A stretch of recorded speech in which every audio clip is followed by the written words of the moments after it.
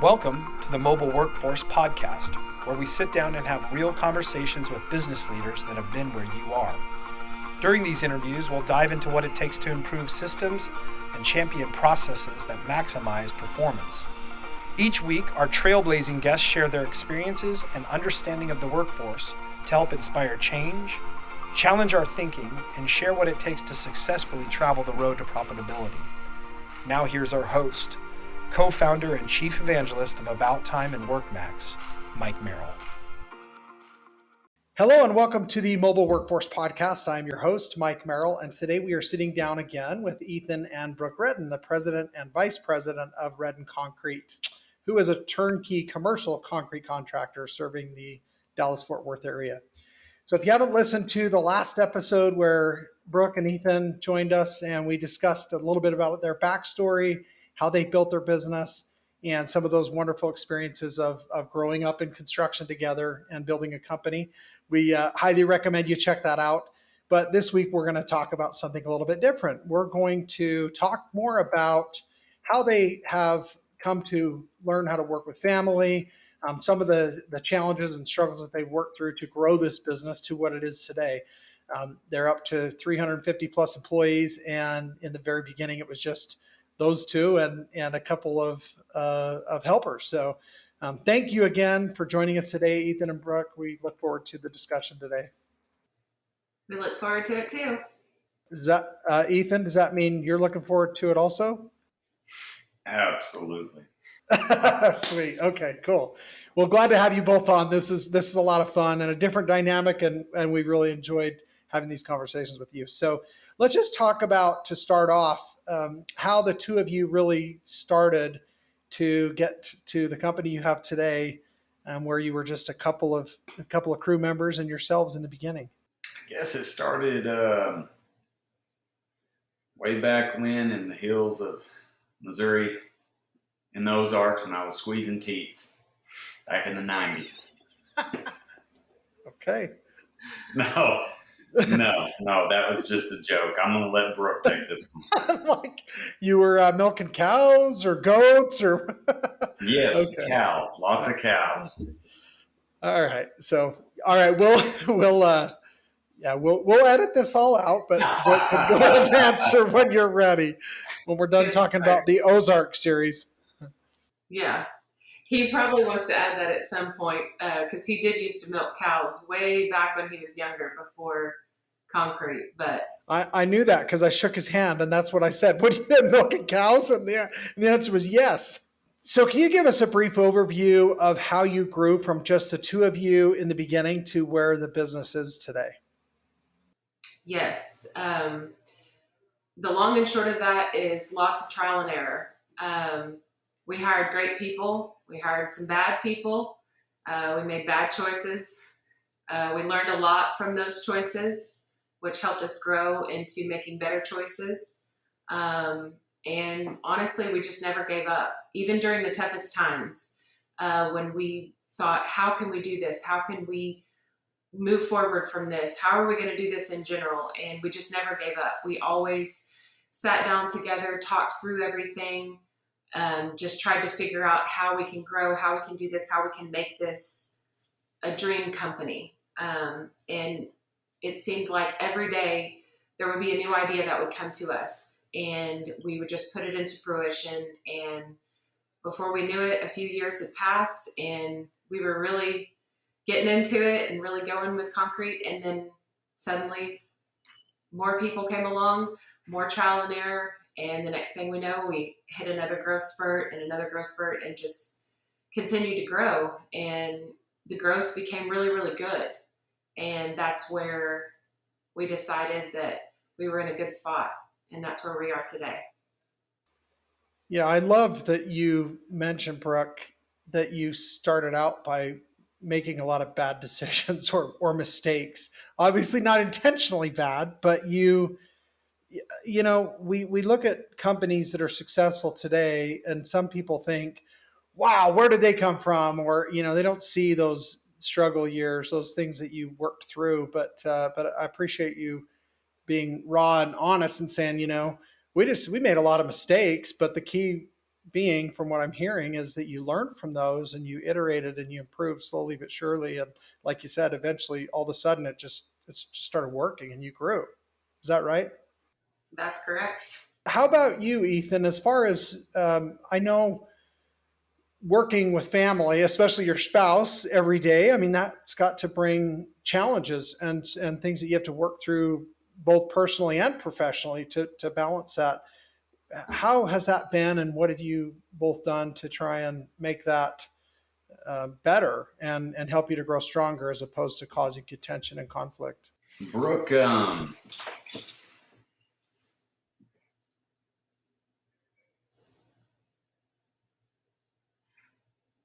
Brooke has always been my biggest fan and support, my rock, and also my sandpaper, to where, she's been my abrasive that I've needed to help hone me uh, and hone this business to what it is. Because of my background, obviously, I came from being able to do construction physically, learn it that way.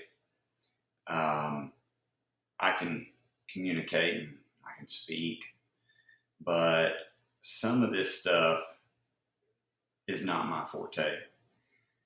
The whole back office, implementing policy and procedure for the office, I really don't want to mess with it too much.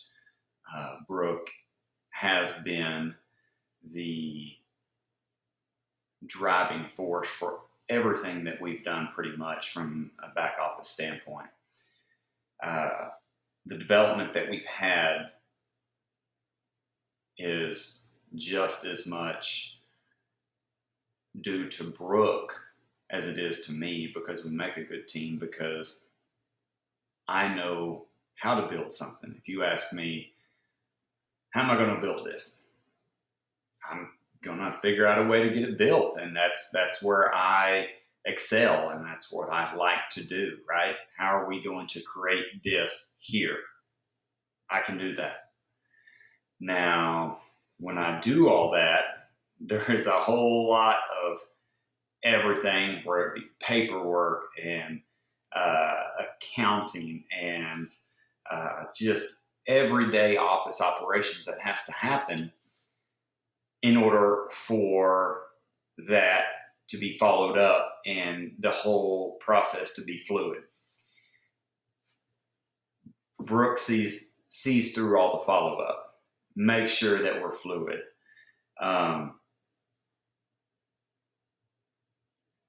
That, me and Brooke as a whole, as working together, we mesh really well. It has strengthened our relationship as to where some people couldn't work with their spouse. I can, because I value Brooke more than just my spouse, right? I respect her more than just my spouse. I respect her professionally. I value her opinion professionally. She is my equal. And it just so happens that we were attracted to one another, right? What luck. uh, you know, so, I feel like in a way I hit the lottery with that, because sometimes I look back and I think, man, what if I wouldn't have ran into Brooke? What if I wouldn't have met Brooke? Where would I be today? And I'm not sure the company would be here. I'm not sure I would be here if it weren't for Brooke being with me and us, beating this path and pioneering this thing together. We make it work, and I wouldn't want it any other way. Yeah, that's awesome. Yeah, I love that. I know I mentioned on the last episode, I mean, you talked about building that bridge and you didn't know how you're going to do it. And Brooke had faith in you that you were going to figure it out. and she just cheered you on and believed in you, and now you've got this cool bridge that you can show your children and eventually your grandchildren, and it's going to be there a long time. And so I think what you've built together as a business is really admirable. I mean, we work with companies from everywhere. I mean, thousands of companies, and most of them don't have what you all have in many ways. It's really cool. I was there and visited your office as well. And that really leads into something else. I mean, it's not just you and Brooke, but you've got other family members working there as well.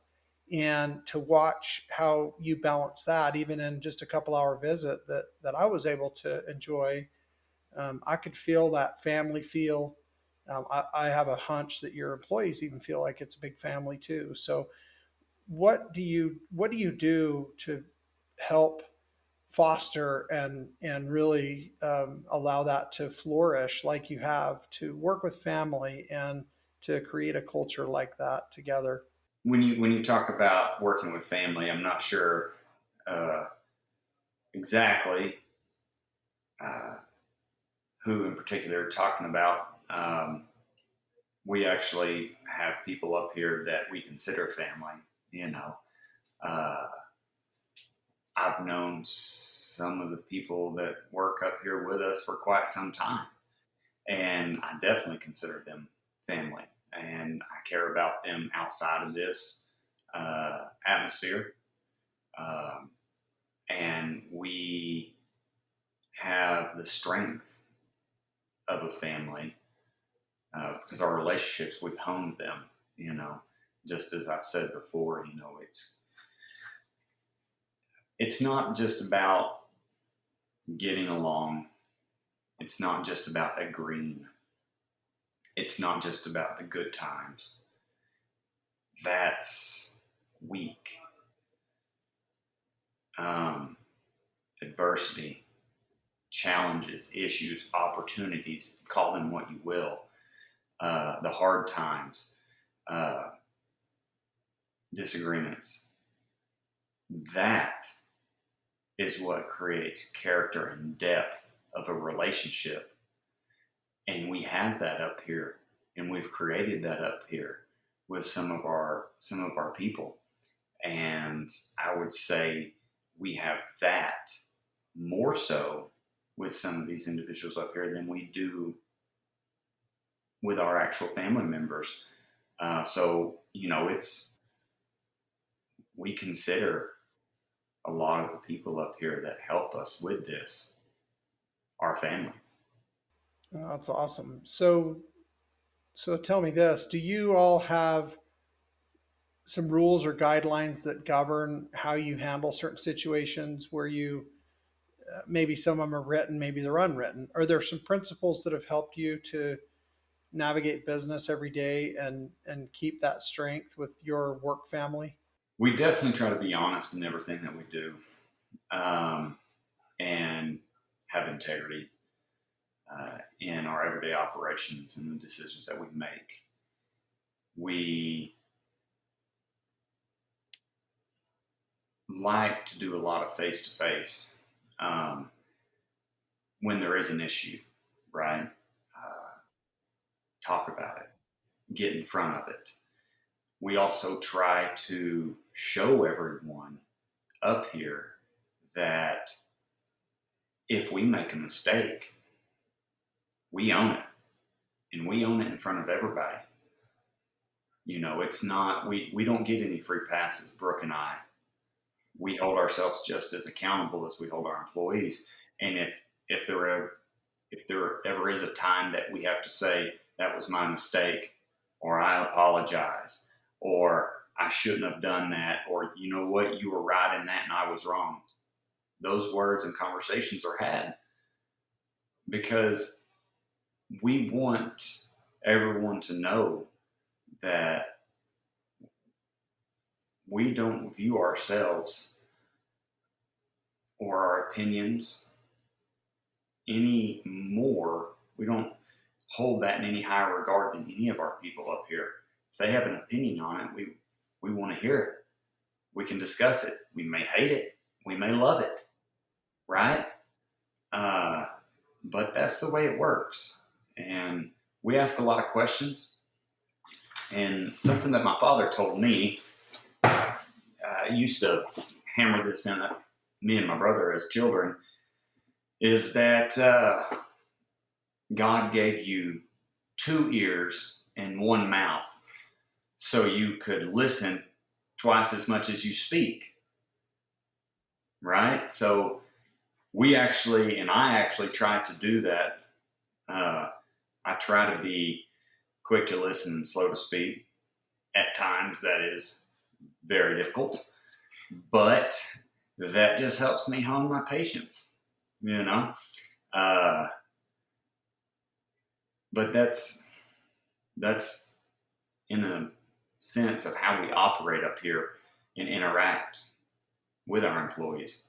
Yeah, that's unique. And back to your comment about Brooke sometimes being your sandpaper. I love that. I need to remember that one. So I hope you don't mind if I borrow it here Oh and no, there. that's fine. She's definitely my 60 grit for sure. I love it. Well, that's cool. But it sounds to me like, Ethan, like you feel like, and I'm sure Brooke, you're the same. You feel like that's okay if your employees and your work family are sandpaper too, because sometimes you got a rough spot and you need a little smoothing out, and you're okay to own that. Is that making sense to you? Yes, Absolutely. I agree. Absolutely. For us up here, I feel like our culture is very open communication, and inserting your strengths where your strengths are needed in the business. Because Ethan has many strengths that I don't have, and vice versa. I have many strengths that he has. And when we both put those into our company and we feel that same feedback from our employees, everything just goes the right way. Well, and you mentioned the word equals, Ethan, and I love that for a lot of reasons. I've been reading a couple books by Jocko Willink. He's a pretty well known Navy SEAL, was the leader of SEAL Team 3, and actually just met him at an archery shoot a couple days ago up in Montana. Super fun, really cool to finally meet him in person. Someone that I have a great deal of respect for. And a lot of what you're saying sounds a great deal like the approach that he took as a SEAL team leader. And in those cases, I mean, there's lives on the line. I mean, it's a big deal.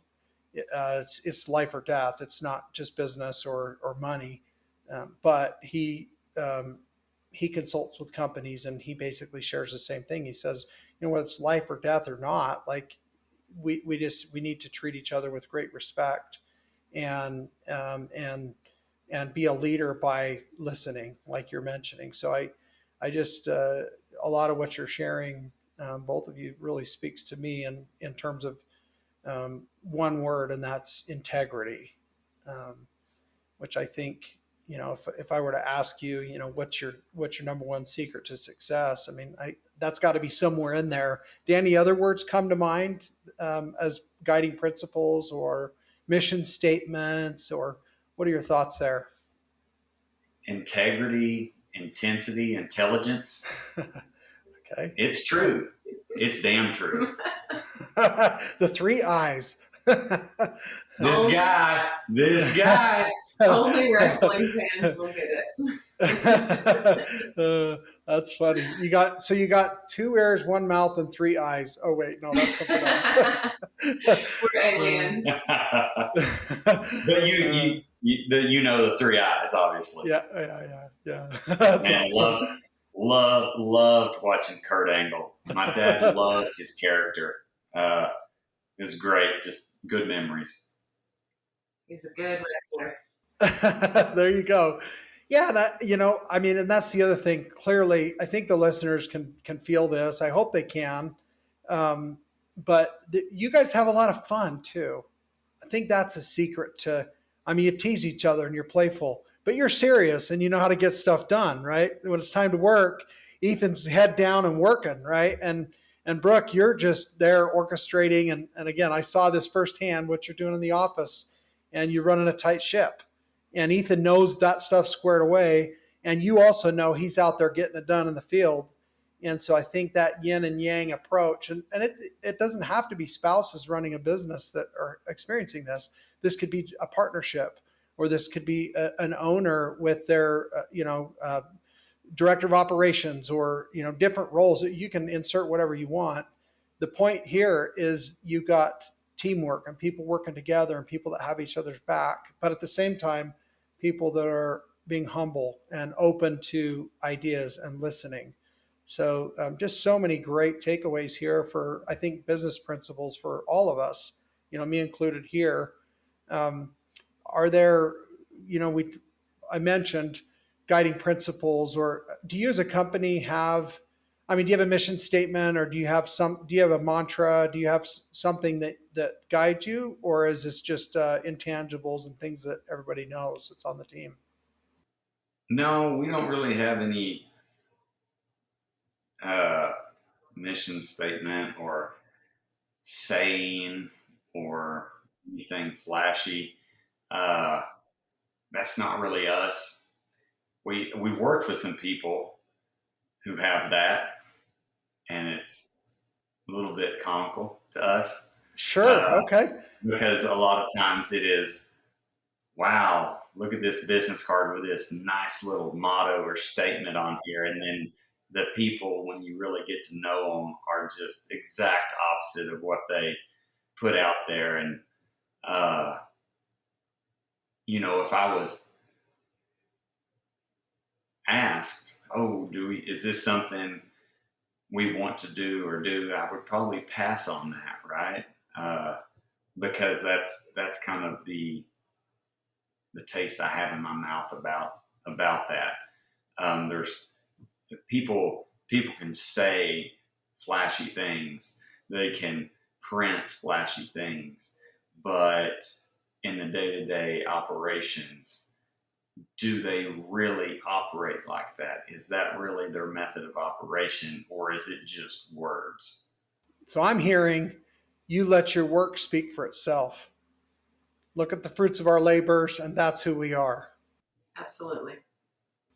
Yeah, I love that. That's great. Honesty's good. Like, you don't have to have a flashy mantra or things on the wall, or, the marketing, so to speak, right? Which I love that too. I mean, I think that's fantastic.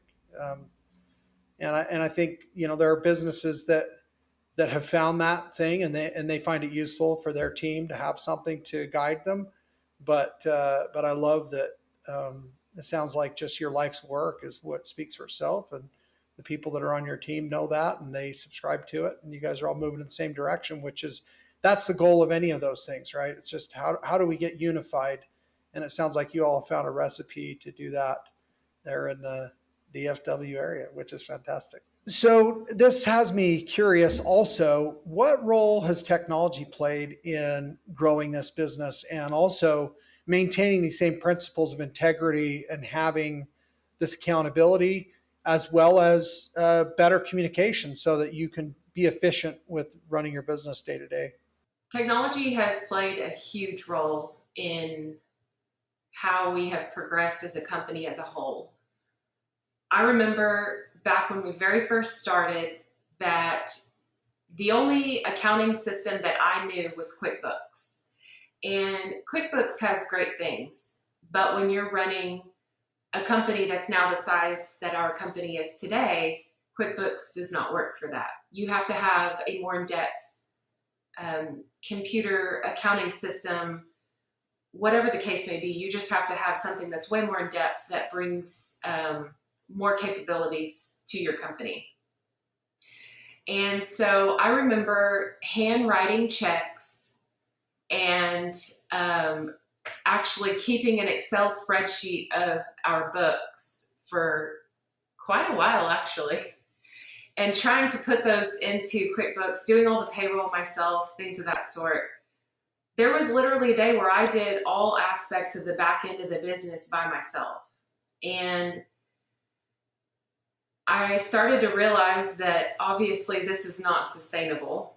I can't keep this forever. I can't continue doing this, especially with the growth that we were experiencing and the people that were coming on. And fortunately for us, there's salespeople out there that have lots of different technological products that like to bring them to my attention. And so while some of those emails become redundant and I don't necessarily need them, I'm thankful for those emails from these salespeople, because without those, we wouldn't be where we are today with technology. And so, cue the technology boom that we've been in for the last decade, I felt it necessary to take full advantage of it. And I started trying new things, some things that worked really, really well, others that did not. It's all about trial and error when it comes to that. We tried to make our timesheets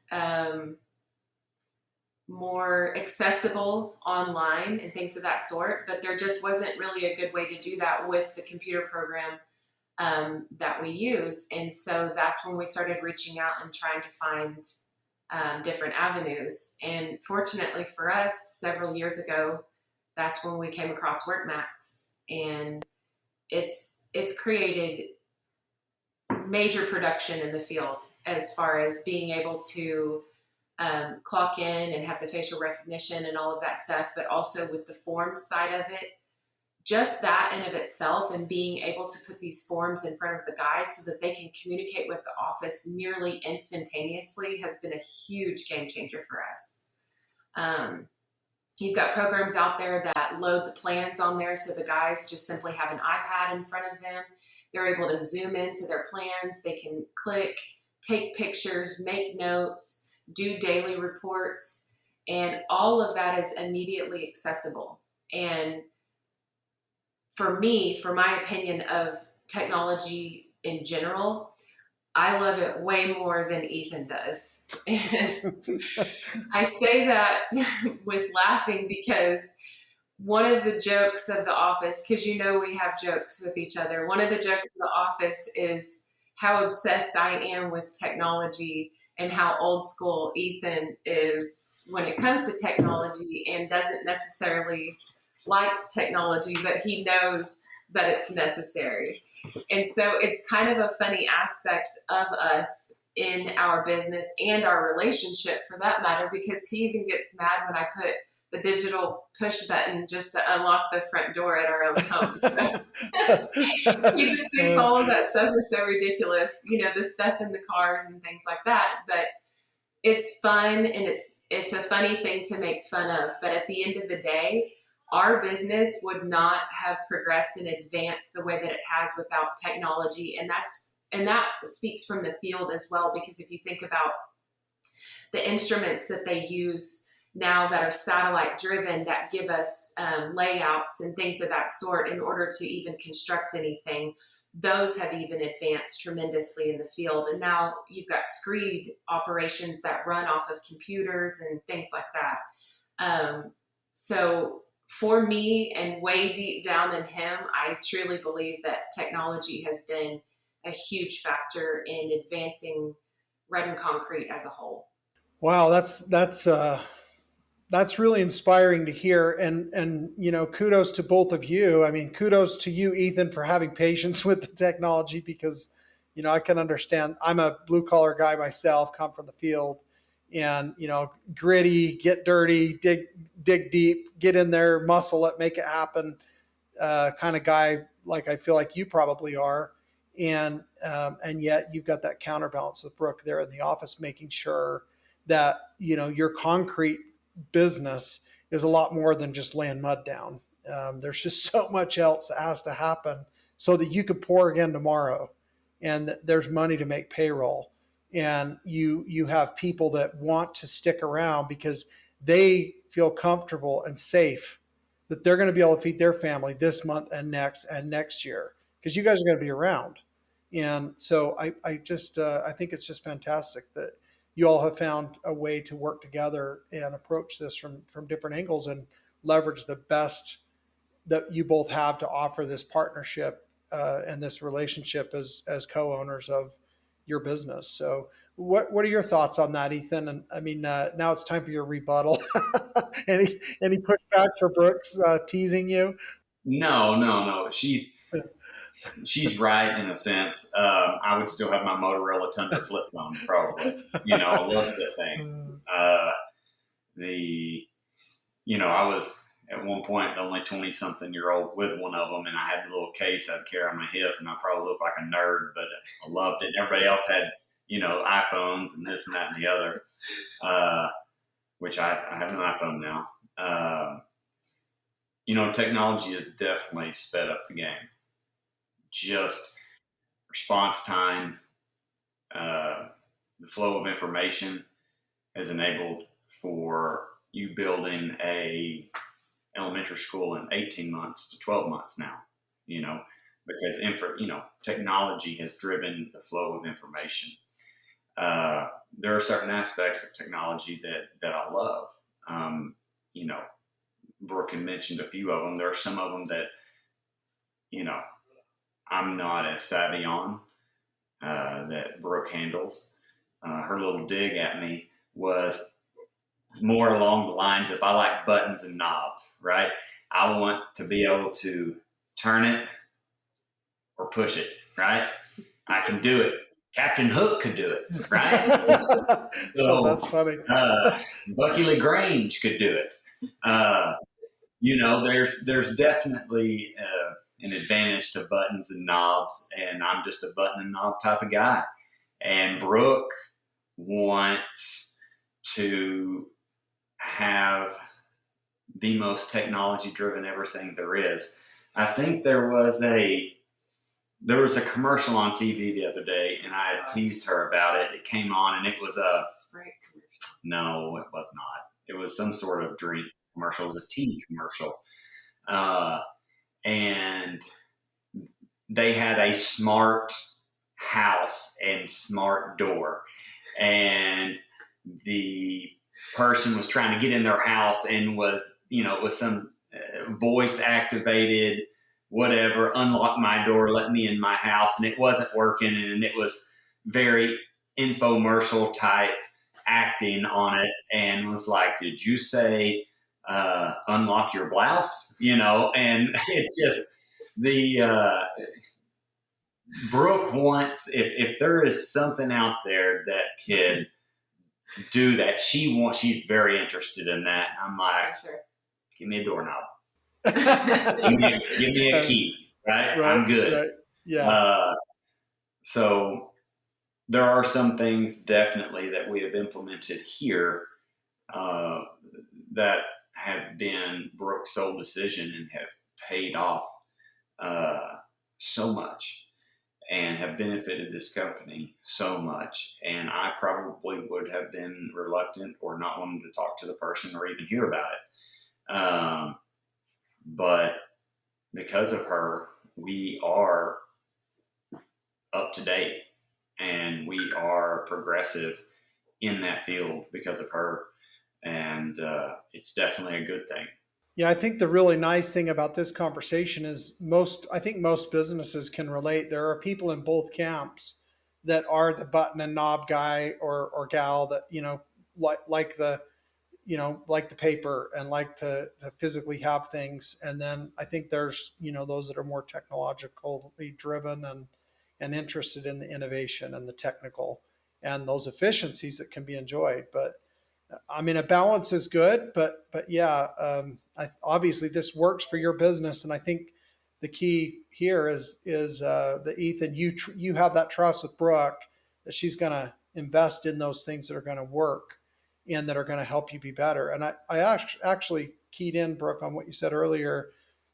You have to try different things, so everything's not always going to work out on technology. Some of the stuff's not going to do what you want and not going to be like you thought.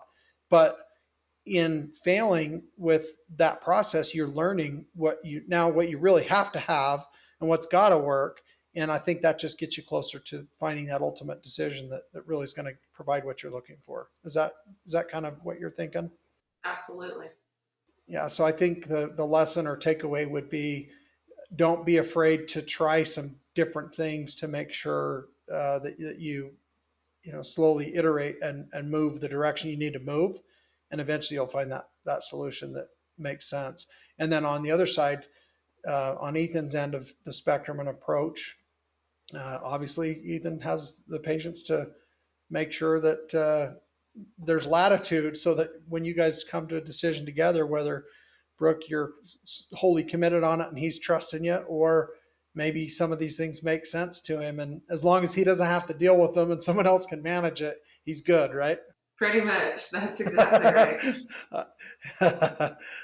Awesome. Well, it's working well for you as a team and as an organization. It's really, like I said, inspiring to see and be a part of it and have the opportunity to work with your organization that is progressive while at the same time pretty down to earth, deep rooted, feet on the ground type of people as well. It's a nice mix. Obviously, you all have found a recipe to be successful working with family, and I know there's a lot of companies out there that don't seem to figure this out, that maybe struggle through it and don't really have a pleasant experience or success. If you've ever seen that before, friends or other companies that you're aware of that struggle with this, what's the thought you have when you're thinking, oh, if they would just approach it this way, or if they would just,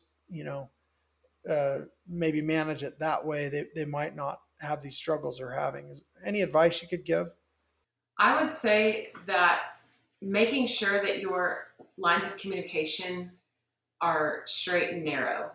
I think that's one of the biggest issues and one of the biggest challenges that companies, especially companies that have family members in the company or husband and wife, is that oftentimes the communication lines are rigid and they are not clear.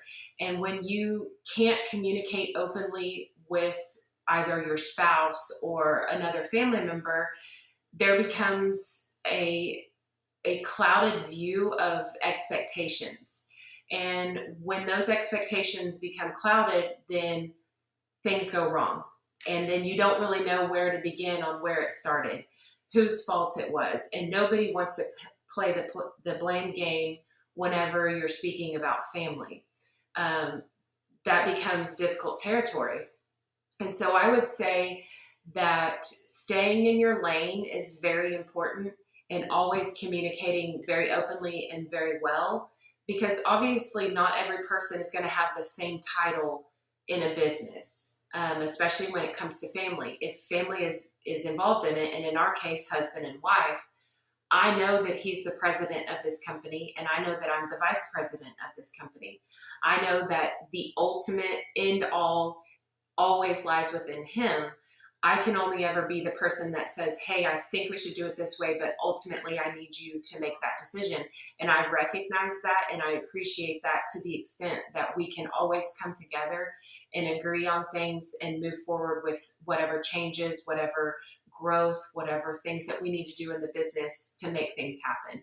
Because I assure you, we have dealt with many, many, many challenges that from an outsider looking in would say, man, I just don't know how they work together. But at the end of the day, Ethan and I are very gifted in communication. Sometimes getting to that final point of communication can be super rocky, and maybe we don't take the right turns. He loves back roads. He likes to always take the back roads to communication. But when we do finally come together, it's very amicable and it's very peaceful when we finally come to a solution together. And I think that's what the ultimate goal of any person or people that are involved in a company that live in the same household always look for, is the best resolution. And that's one of the best things that him and I come to, is resolutions. And it's like that aha moment. And that's one of my favorite things about us being in business together, is when we regroup and we're like, that's the best idea, and we're both on board. It's just like this smile and this sense of relief comes over us, and that's one of my favorite parts. Well stated. What about you, Ethan? How do you feel about that?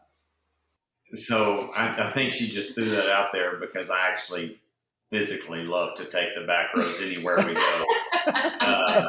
Perfect. I'm pretty direct in actual verbal conversations. He absolutely is. To the point to where people tell me you're too direct. But being direct is very important because that cuts out a lot of variables. I don't necessarily struggle with Brooke in this regard at all, really, but I would say that my advice to others would be, if they're having trouble communicating to anyone in any aspect of their business, is to get over it and do it, because tough words are necessary. Tough subjects are necessary. Tough conversations are necessary. What you do not want is something to fester. You do not want to build resentment, because that is a cancer. That is terrible. And it will eat you, the relationship, the future, and the other person up completely that you may be having an issue with. So being very direct and confronting an issue immediately after you have time to process it and think about it, and then always confide in someone you trust, like you really trust, that they know your true self, that you can be candid with. If you're having trouble with any type of issue, you need to have that. And in my case, that's Brooke. Personally, professionally, we're able to work through so many things and so many items in every aspect. And I think because we exercise that so much, that helps us be able to exercise that daily with others, because we can already have it worked out and bounce off of each other and play devil's advocate with one another, and try to instill that empathy that is needed, or sometimes overlooked in conversations or in issues. So we just have a lot of practice, and practice makes perfect. And we practice every day, and one of these days, maybe we'll be perfect, maybe not, but we are edging that way slowly and surely. Yeah, that's awesome. So being direct, I think, is a gift to do it in the right way. And I think you've built the trust with your staff and with each other, that they understand when you're being direct, you're just trying to share exactly what needs to happen. And so I think the fact that you're not afraid to do that, but at the same time, it doesn't sound like people feel like the relationship is at risk, or that there's going to be a problem when you're just telling them how it is. When you need something done, it just needs to be done. I mean, you can talk about it all day long, but there's still work to do. And I think, again, back to so many other things that we've discussed together, I mean, clearly you all have a really nice balance to cover both sides of the spectrum.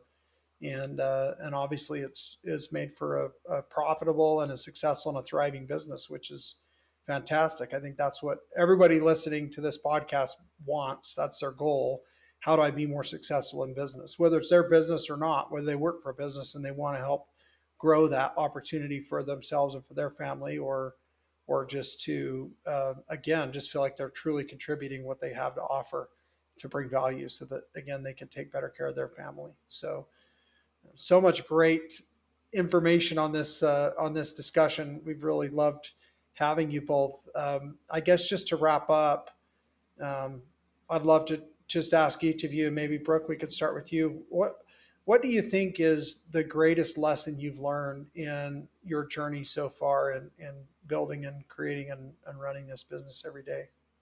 I wouldn't necessarily say the biggest lesson that I've learned, but something that I have learned to be more of is patient. Patience can take you to new heights in how you are professionally. And that is because you are dealing with so many different types of people when you become a company this size. And when you learn how to take a step back and understand people and have patience and maybe what they're trying to express, um, it helps you learn a lot about the people that are working for you. And in saying that, I feel like I've learned so much about people in general. I've become a more confident person in speaking to employees, in dealing with issues with employees, in complimenting employees, and then most importantly, in trusting employees. Because as I mentioned earlier, when we started this, I did everything in this office. I didn't let anybody touch anything. I didn't have the trust in anybody that they knew how to do it or that they were going to do it how I wanted.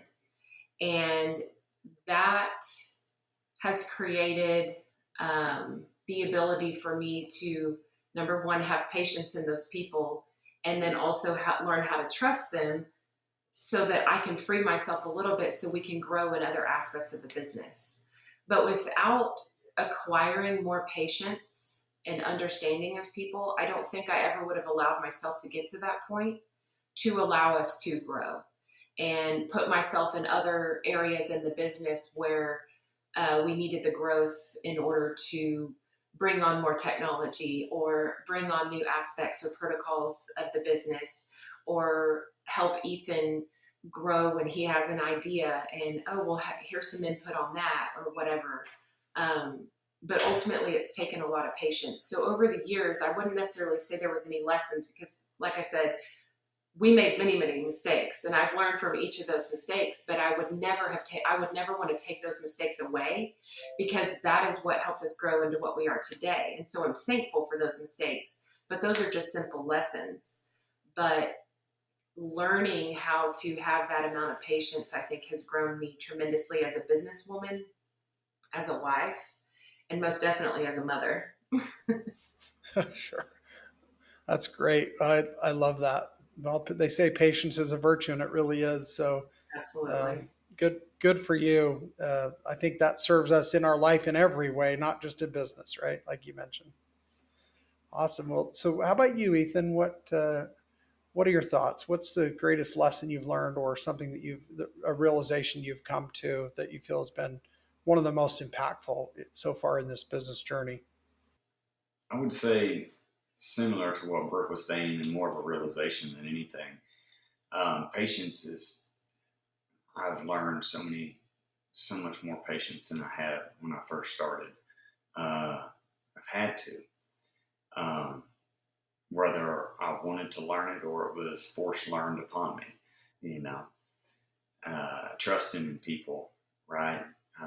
You've got to trust in people and trust the process as well, because they will fail, just like you have failed, and you have to know that, and you have to be willing to accept that. You just need to know how wide to set those bumpers, you know. Um, and then I would say fishing, not necessarily in a let's go fishing for some bass, right? I'm talking about fishing for information. A lot of times, uh, people are not willing to talk. People are not willing to voice their opinion or uh, talk about a subject that may be tough to talk about, you know? And I feel like if you can somehow open yourself up, show a little bit of vulnerability, and fish for information, and fish for opinion, and fish for whatever it is that you're needing at that time, whether that be I want an opinion on this matter.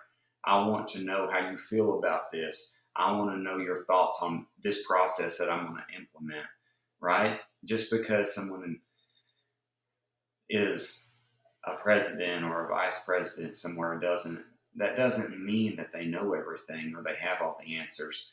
And a lot of times just simple titles like that can be intimidating to some people, intimidating so much so that they won't speak, they won't tell you, they won't open up. And I feel like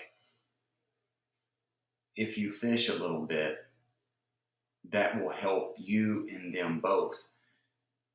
Typically, it'll help the overall process of whatever you're trying to figure out. And it also typically will boost their morale and their confidence, which in the end is only going to benefit everyone. So, Love that. That's all I got to say about that. let them become a part of that process and buy in and feel like they're involved and a part of what you're doing. And yeah, absolutely. Just so much great information. Thank you so much, Brooke and Ethan, for being generous with your time and being vulnerable and willing to share a bit more of your story. So interesting. I can't wait to share these with my wife too. She'll really enjoy learning who I have the blessing to work with and the types of companies that we care so much about and that we just appreciate the opportunity to work with. I guess as far as the next opportunity, who knows? Hopefully, we have a chance to do this again down the road a little ways. We'll give you guys some breathing room to get back to business. And again, just thanks so much for joining us. We've really had a great time. Thank you so much Thank for you. having us. We appreciate it. It's been really fun. You bet. And we'll look forward to connecting up next time I'm down in your neck of the woods, or maybe we'll have to get you out here for an archery shoot sometime. Sounds good. Okay. Take care. Thank you, you too. Thank you for joining us today on the Mobile Workforce Podcast, sponsored by About Time Technologies and WorkMax.